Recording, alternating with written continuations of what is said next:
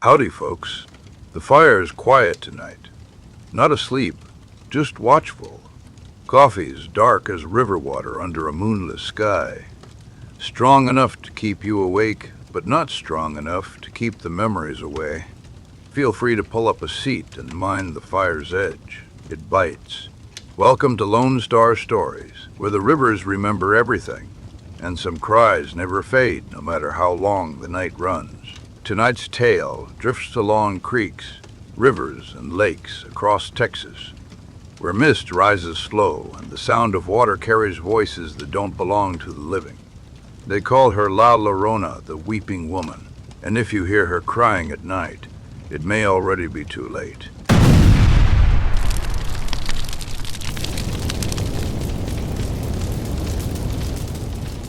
Texas has a lot of land, but it's the water that keeps the secrets.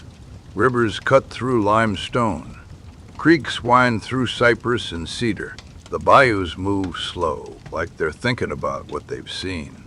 Folks who live near water learn early you don't wander too close after dark. You don't answer voices you can't see, and you don't follow crying, no matter how real it sounds, because water remembers, and sometimes it calls back. Long before La Llorona became a whisper, she was a woman of flesh and breath. Sometimes the story changes, depends on who tells it, but they all agree on one thing. She loved her children more than anything, until love turned bitter. Some say she was abandoned, some say betrayed, some say pride twisted into rage. One terrible night, near river's edge, she did the unthinkable. And when the water closed over those small heads, well, the world broke. When she realized what she'd done, her screams cut through the night. They say she ran the riverbanks, dress soaked, hair wild, voice breaking as she cried for her children. But the river doesn't give back what it takes.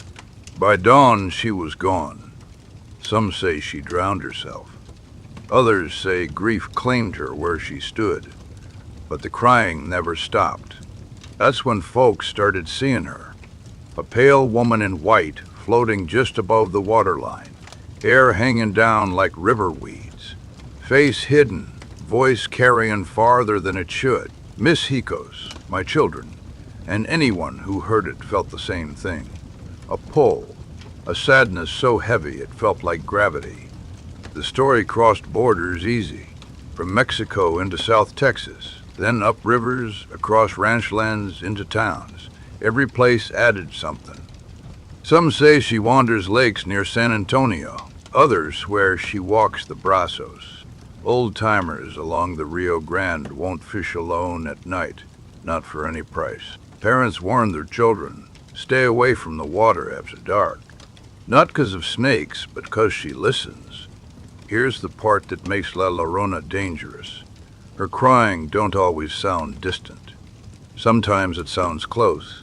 Sometimes it sounds like a child. Folks say if you hear her far away, she's near. If you hear her near, she's already behind you. People who follow the sound don't always come back, and the ones who do, well, they never go near water again. Ranch hands tell of seeing her standing knee-deep in river shallows, rocking back and forth. Fishermen report nets tangled with nothing but cold air. Campers wake to footprints leading straight into the water and stopping. Dogs whimper, birds go silent, and the crying rolls on. Some say La Llorona searches forever for her children. Others believe she looks for replacements. That's why elders say never let kids wander near water alone at night. She don't need strength. She don't need claws. She only needs sorrow.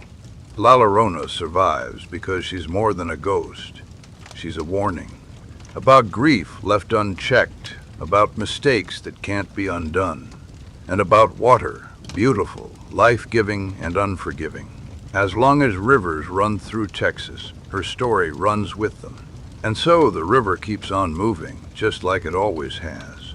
Moonlight sliding across the water, reeds whispering secrets to the night. Some say La Llorona still walks those banks, barefoot and broken, calling for the children she lost long ago. Others say she's nothing more than a warning carried on the wind to keep the curious close to home and the careless from the water's edge. If you ever hear a woman crying when the river runs high, don't answer her call.